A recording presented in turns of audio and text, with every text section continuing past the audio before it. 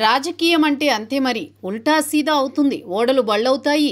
ఎవరేమిటి అన్నది రాజకీయంలో త్రాస్ తేల్చేస్తుంది, ఎత్తుపల్లాలు చూపిస్తుంది. రాజులెవరో తారాజులెవరో కూడా ఖచ్చితంగా తేడా చూపించి మరీ ప్లేస్ డిసైడ్ చేస్తుంది. ఈ దెబ్బకు సైడ్ అయిన వారికి మంచి రోజులు రావా అంటే వస్తాయి, కానీ ఓపిక పట్టాలి.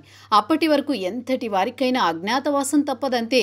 ఇదంతా ఎందుకు అంటే తెలంగాణను ఒకనాడు తన గొంతుతో ఒక్కటి చేసి మాటతో ఏకతాటిపై నడిపి ఢిల్లీని గల్లీని గడగడలాడించిన తెలంగాణ ఉద్దండ పిండమైన కేసీఆర్ గురించి చెప్పడానికి. కేసీఆర్ 2023 చివరిలో జరిగిన ఎన్నికల మీద చాలా ఆశలు పెట్టుకున్నారు. 600 కావచ్చు, కానీ గెలుపు మాత్రం తనదే అని గట్టిగా నమ్మారు. అవతల వైపు సీఎం అభ్యర్థిగా ఉన్నవారు కూడా తనకు సరిసాటి కారని జనం కూడా తన కళ్లజోడు నుంచే చూసి తీర్పు తనకే అనుకూలంగా చెబుతారని కూడా పెద్ద అంచనానే కట్టారు. కానీ ఈవీఎంలు చూస్తే సీన్ రివర్స్ అయింది. విపక్షంలోకి బీఆర్ఎస్ వచ్చింది. రేవంత్ రెడ్డి సీఎం అయిపోయారు. మంత్రిగా కూడా చేయని రేవంత్ ఈ విధంగా ముఖ్యమంత్రి అవుతారని గులాబీ బాస్ కూడా అనుకోకపోవచ్చు. కేసీఆర్ ఎర్రవెల్లి ఫామ్ హౌస్ లో ఉన్నారు. పోనీ ప్రశాంతంగా ఏమైనా ఉన్నారా అంటే లేదుగా అన్నదే బదులొస్తుంది. కవిత లిక్కర్ కేసులో అరెస్ట్ అయ్యి 5-6 నెలలు ఢిల్లీ జైల్లో ఉన్నారు.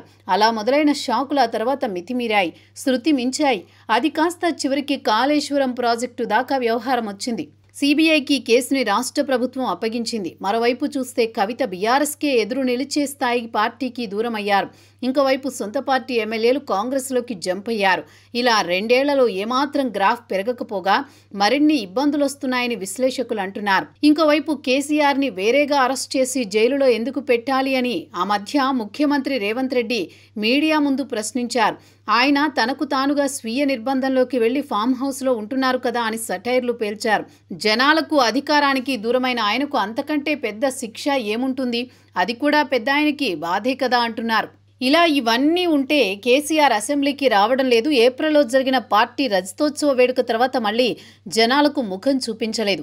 దాంతో పెద్ద ఆయన ఎప్పుడు జనంలోకి వస్తారు అన్న చర్చ కూడా సాగుతోంది.